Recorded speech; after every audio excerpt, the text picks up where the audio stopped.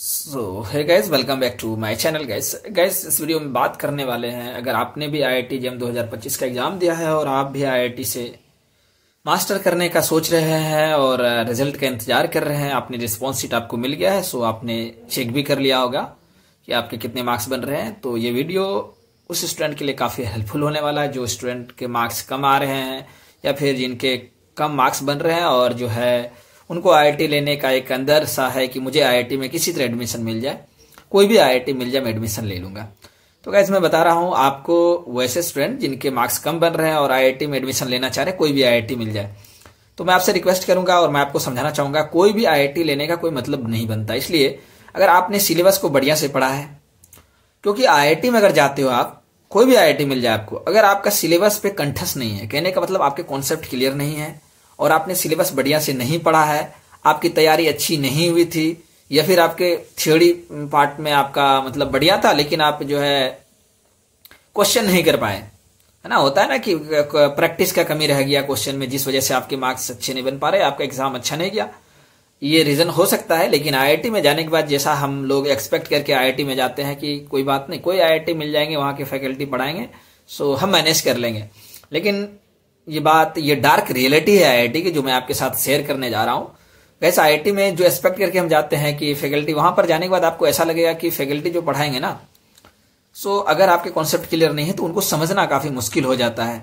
आपने अगर किसी भी तरह आईआईटी क्वालिफाई कर ली, आपने सारे सिलेबस पे कमांड नहीं था जो कि आपने एग्जाम दिया, आपके क्वेश्चन जो प्रैक्टिस के उस पर कमांड नहीं था, तो अगर इन सब चीजों की वजह से आपके मार्क्स कम बन रहे हैं और आपके एग्जाम अच्छे नहीं गए थे और आप ये सोच रहे हो कि आपको कोई भी आईआईटी मिल जाए तो आप अच्छा कर लोगे, सो गाइस ऐसा नहीं होता है। क्योंकि जब आप आईआईटी में जाओगे तो वहां क्या होगा कि वहां के फैकल्टी जो आपको पढ़ाएंगे उनके पास बहुत लिमिटेड क्लासेस रहते हैं और लिमिटेड क्लासेस में ज्यादातर फैकल्टी आपको बोर्ड पर नहीं पढ़ा पाते हैं, और बोर्ड पर नहीं पढ़ा पाते हैं वो आपको पीपीटी से पढ़ाते हैं, यानी पीडीएफ के जरिए आपको जो है वो स्मार्ट बोर्ड पर पढ़ाते हैं। और उससे क्या होता है, लेकिन वो जो क्वेश्चन आपको देंगे ना, क्वेश्चन का लेवल अलग लेवल का होता है। उस क्वेश्चन का लेवल जो होता है, जो आप अभी लगा रहे हो क्वेश्चन, फॉर एग्जांपल आप अगर जेएम की तैयारी कर रहे हैं तो आपको जो है पीवाईक्यू के जो है सॉल्यूशन आपको ऐप पे मिल जाते हैं, या फिर वीडियो आपको जो है मिल जाएंगे यूट्यूब पे टीचर। लेकिन आईआईटी के जो प्रोफेसर आपको देते हैं पेपर में, एग्जाम में पेपर, उनका जो है सॉल्यूशन आपको कहीं नहीं मिलता है,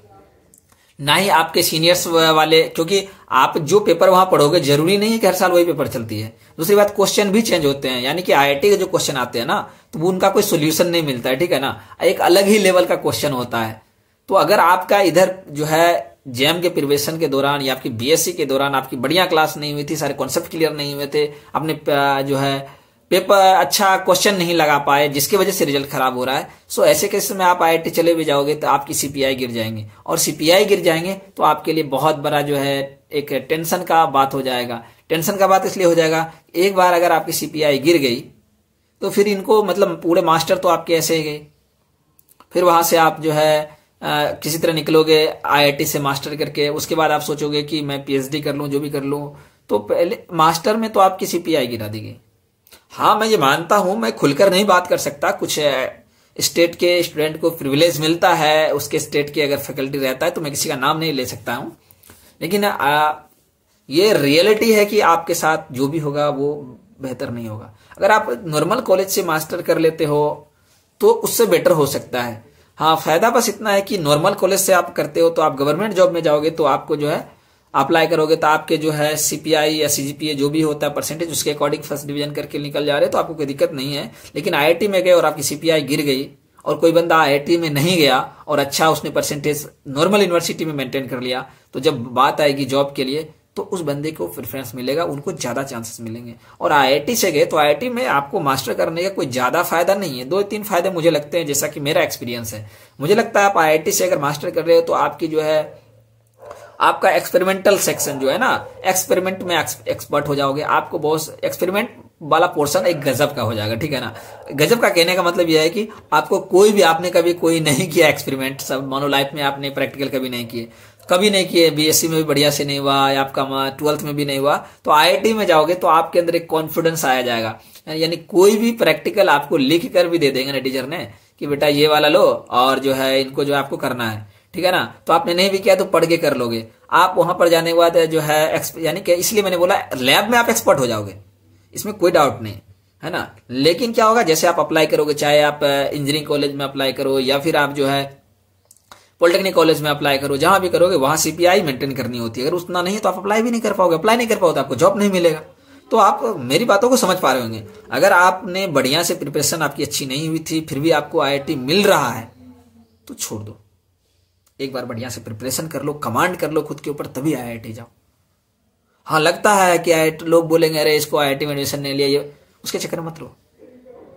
वही लोग फिर बाद में बोलेंगे आपके साथ, जो इस तरह की बातें बोलो, वही लोग फिर बाद में आपके मजे लेंगे।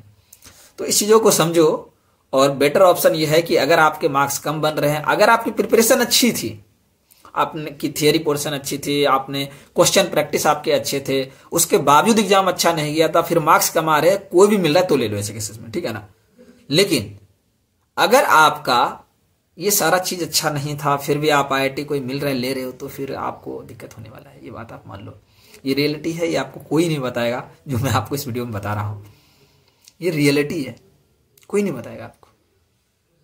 दूसरी बात यह है कि आईआईटी के टैग मैटर करते हैं।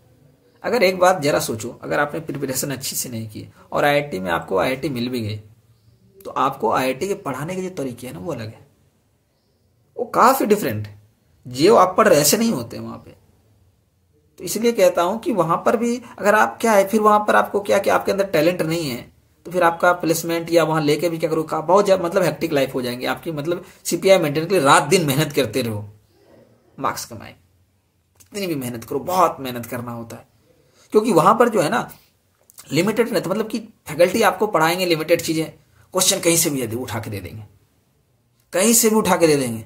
आप बुक पढ़ते रहो। कुछ तो ऐसे फैकल्टी मिलेंगे ना जो भाई एक तो पीपीटी से पढ़ाएंगे, ठीक है, और पीपीटी से पढ़ाने के बाद पीपीटी देंगे भी आपको पढ़ने नहीं, और आपको लिखने भी नहीं देंगे पीपीटी वाली चीजें। बोलेंगे बेटा जाओ लाइब्रेरी में जाओ और जो है बुक जो है खोलो और पढ़ो, और क्वेश्चन कोई भी दे देंगे। अगर 2-3 सेमेस्टर उनके हो गए ना एक कोर्स, तो आपकी सीपीआई की तो वाट लगा के रख देंगे वो लोग।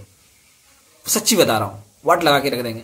सो इसलिए रिक्वेस्ट कर रहा हूं, अगर आपकी प्रिपरेशन अच्छी नहीं हुई थी, आप कम मार्क्स आ रहे, फिर भी आईआईटी में जाने का कोई मतलब नहीं बनता, कतई मतलब नहीं बनता। आपको अभी लग रहा होगा कि ये बंदा मुझे डिमोटिवेट कर रहा है, लगा ये फील आ रहा होगा आपको, मैं समझ रहा हूं। लेकिन जब आईआईटी जाते हो ना, जब वहां की सिचुएशन देखते हो, क्योंकि वहां जो बच्चे होते हैं ना आईआईटी में, कोई एक भी बंदा आपका क्लासमेट आपके क्लास में वहां नहीं मिलेगा जिन्होंने एक बार में आईआईटी क्वालिफाई करके वहां गया है। बहुत सारे जिन्होंने 2 साल 3 साल से प्रिपरेशन की आईआईटी जेम की, और उन्होंने पहले भी 1-2 बार आईआईटी जेम का एग्जाम क्वालिफाई किया और उनको मिल रहा था। कहने का मतलब मेरा यह है कि एक बार में कोई 1 साल पढ़ के आईआईटी जेम का कोर्स कोई वहां पर नहीं होता। 2 बार 3 बार 2-3 अटेम्प्ट देकर वहां पहुंचते हैं, तो उनका लेवल अलग होता है। और आपको उनके साथ क्या है, कंपटीशन करना है। 1 साल ड्रॉप कर लेना अच्छा है एडमिशन लेने से, अगर इतना जिद है आपको आईआईटी चाहिए तो। क्योंकि उसके बाद जो आप बेस्ट करोगे ना, हर जगह बेस्ट होते चले जाओगे, फटाफट सारा एग्जाम निकलते चला जाएगा, कोई भी एग्जाम हो, क्योंकि आप बेसिक क्लियर हो।